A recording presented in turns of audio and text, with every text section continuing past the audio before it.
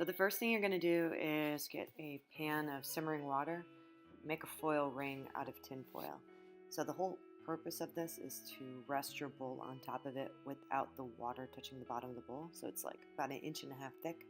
Just kind of make it and press it in there. And check with your bowl to make sure it rests on top, but not touching the water.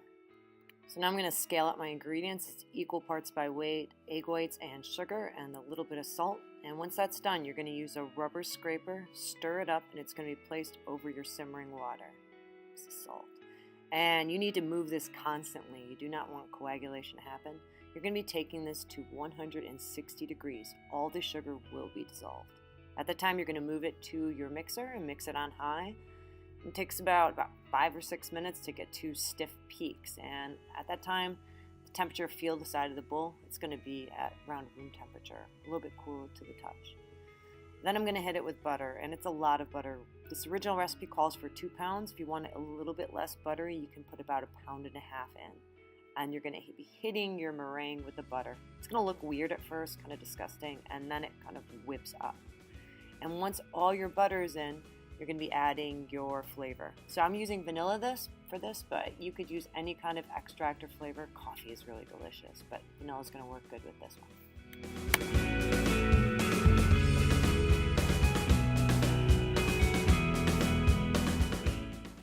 So for the cake, I need 2 level cakes. So again, we're going to work our knife horizontally. Check it out.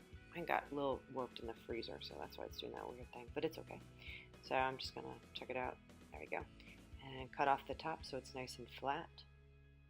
Notice where I have my hand on top. You have to keep that knife super flat, super duper flat. So just take off the top enough to make it flat.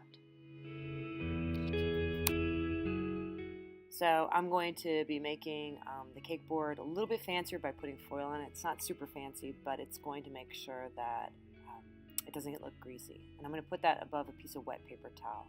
The wet paper towel is going to work a little bit better to prevent sliding. I'm putting a good sized spritz of icing on the bottom and then flipping my cake over so it's top side down and bottom side up. And now to start icing. So when you're doing this icing, it's going to be a little bit easier than the American buttercream. It flows a lot better. You want to use your icing knife like you're Miss America waving to the audience. It's kind of like this pattern. Wave it out. And I'm taking it from the center and moving it to the outside, So always from the center to the outside. And you kind of want your outsides to be built up a little bit. You want it to come over the edge.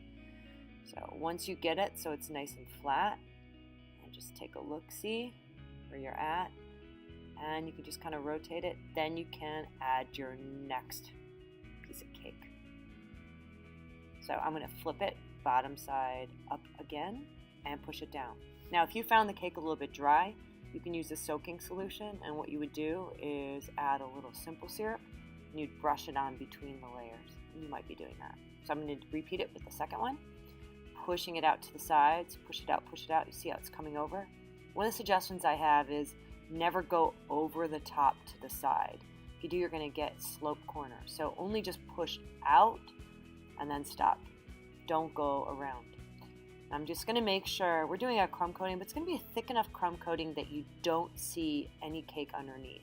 So unlike the first cake that we made, this one's going to have no cake revealing, or at least not much cake revealing, because we're going to be putting enough icing on the outside that's going to make it too thick.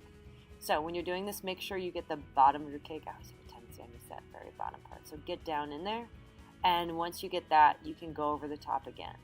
Again, when you do the top, you'll see it in 1 second. That bottom, good. And my knife is totally perpendicular to the board. And then to do the top, I just go from the side to the middle, and side to the middle. And this little spot there, so I'm going to just patch it in.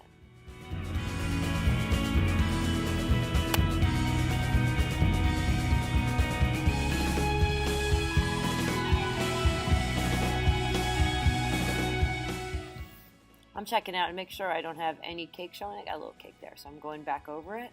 And again, perpendicular to the board. I never hold my icing knife horizontal to the board, always perpendicular when you're doing the sides. Otherwise it'll look a little bit weird.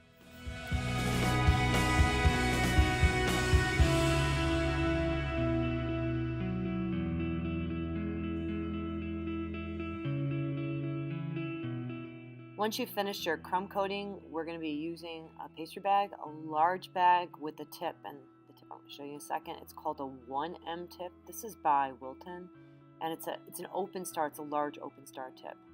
You want to fill your bag about halfway. You don't want to overfill it because it's a lot of icing to press through. So about halfway through, I'm using a mason jar because it's easy. And I do want to recommend that you squish out all the air as much as possible because when you're making the roses, it's kind of a pain if they pop out. And to make the roses, it's actually pretty simple. You're going to start with your nozzle above your cake or along the side. Don't ram it in there. And then you're going to make like this E shape. So lowercase E shape. When you get to the end, release your hand and then lift up.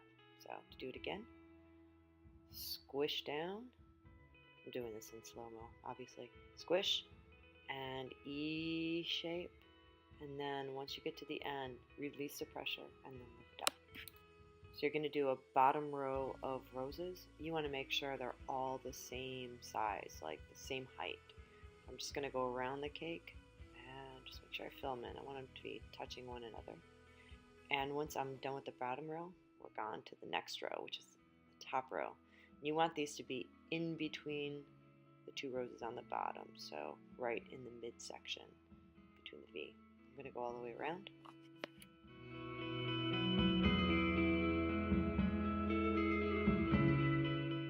And then when you finish that, you go on to the top. You're going to start one at a time, and you go from the outside in. So just nice and even.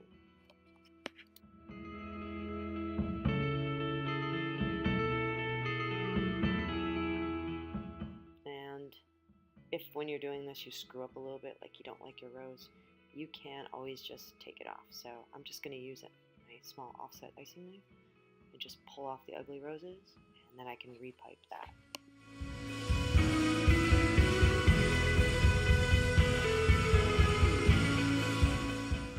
And then once you get to the center and you're flush with rose, you want to just check it out. You want to make sure there's no cake spots showing underneath, and I'm just going to go in there and just put a little dab in where I see it. Won't be really noticeable. I'm just going to spritz in and just check it out. It's good to see it at eye level.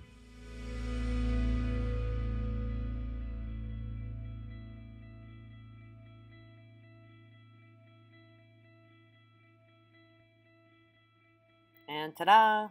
Your Swiss buttercream iced cake.